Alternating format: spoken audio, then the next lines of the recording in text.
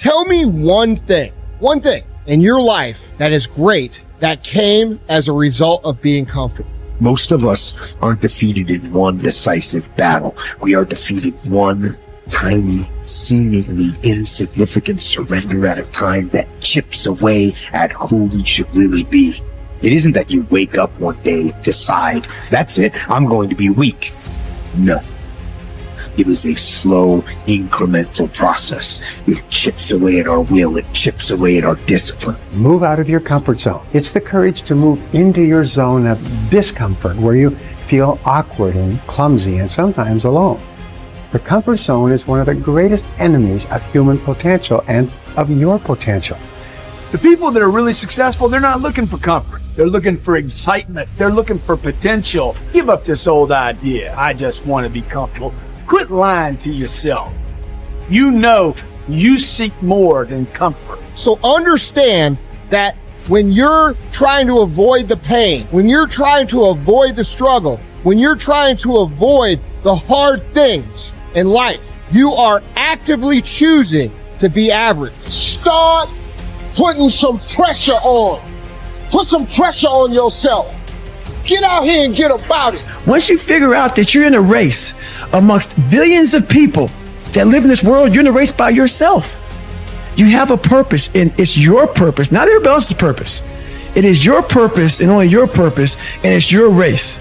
That means you are persistently bigger than your excuses. You are persistently bigger than feeling lazy. And you are persistently beating the feelings that typically stop you. Stop coming up with excuses. Don't give yourself permission to continue to live a small life. You can't fit a big dream into a small life. Give yourself permission to go for it, to test yourself, to challenge yourself, to live full. When the sun comes up, you got all the books, you got all the tapes, you got all the access. Now it's time to hunt. And what separates you from everybody else is that when it's time to hunt, you're ready to hunt. What I've come to appreciate when you're working on changing your life, changing some bad habit, getting out of addictive situations or relationships, or working to build a dream or making a difference in our society, it's hard. There are going to be all kinds of challenges that we all must face. You cannot live in this world without a challenge. You cannot live in this world without a struggle. Greatness is right on the other side of pain. So what are you running from it for? You say you want to be successful, then push through it. Stop making excuses and go get it. The lack of self-discipline is the major cause of failure, frustration, underachievement, and unhappiness in life. It causes us to make excuses and sell ourselves short. Perhaps the two biggest enemies of success, happiness, and personal fulfillment are first the path of least resistance and second, the expediency factor. The path of least resistance is what causes people to take the easy way in almost every situation. They seek shortcuts to everything. They arrive at work at the last minute and leave at the first opportunity. They look for get rich, quick schemes and easy money. Over time, they develop the habit of always seeking an easier, faster way to get the things they want, rather than doing what is hard but necessary to achieve real success. The expediency factor, which is an extension of the law of least resistance, is even worse when leading people to failure and underachievement.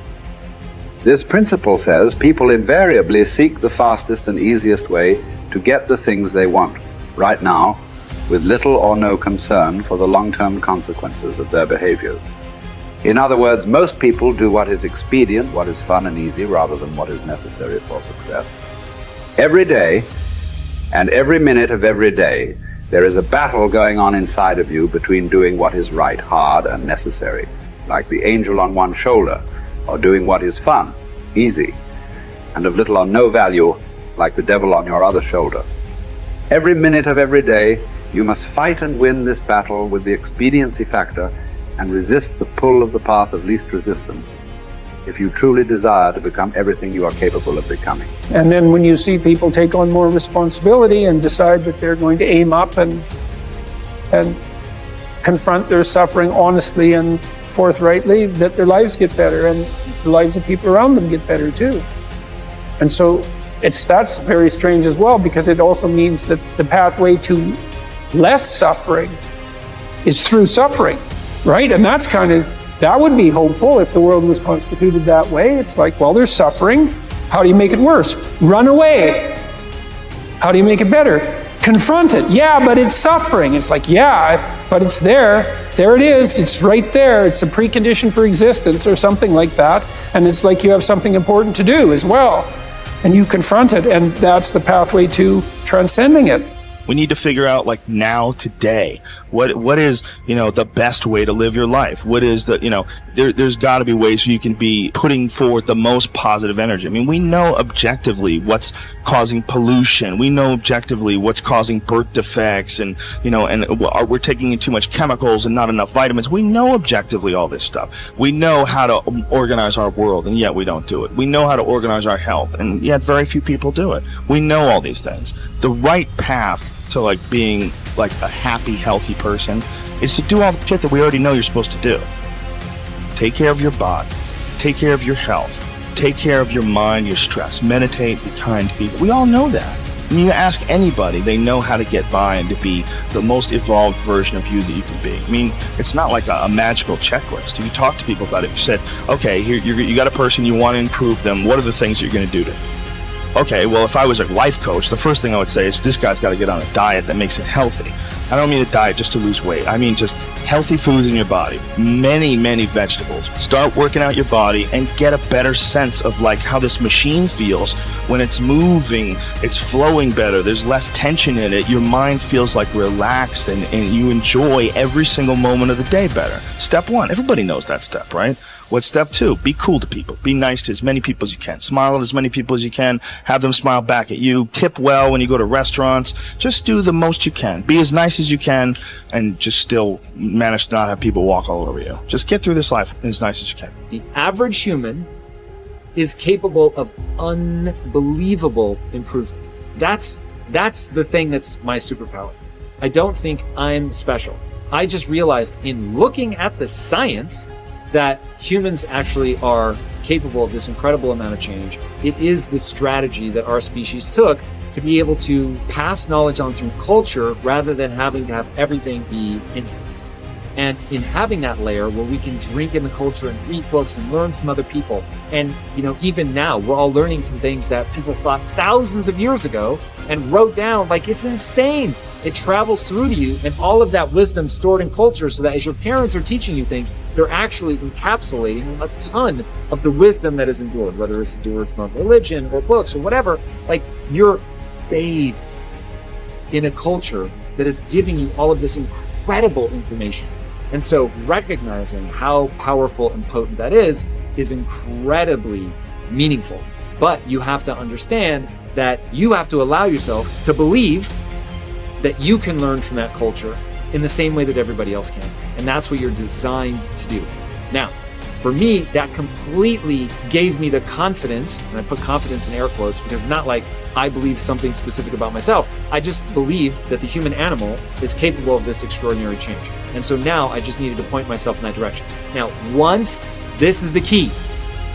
Once I realized that I could get better at anything, it dawned on me that how I spend my time is a spiritual consideration. And I didn't want to die with potential that I failed to turn into skill set. That, to me, that speaks to me. How much of my potential can I actually turn into skill set and get good at this stuff and push and grow and improve? Like, that to me is just this incredibly intoxicating. So for me, the discipline, the confidence, all of that comes from recognizing the human animal. Nothing special about me. The human animal is capable of extraordinary change. I'm going to have to put time and energy doing it, but I'm capable of getting this change. Therefore, I can do anything I set my mind to. Therefore, it really matters what I choose to spend my time on. Therefore, I want to put structure and discipline in my life so that I can move forward on things that excite me, that matter to me, because I really can have this big, crazy dream that I'm thinking of. So my discipline is really born of my desire to have that thing, coupled with my belief that I can actually get there. Desire and belief. Get those two things right, and the discipline will take care of itself.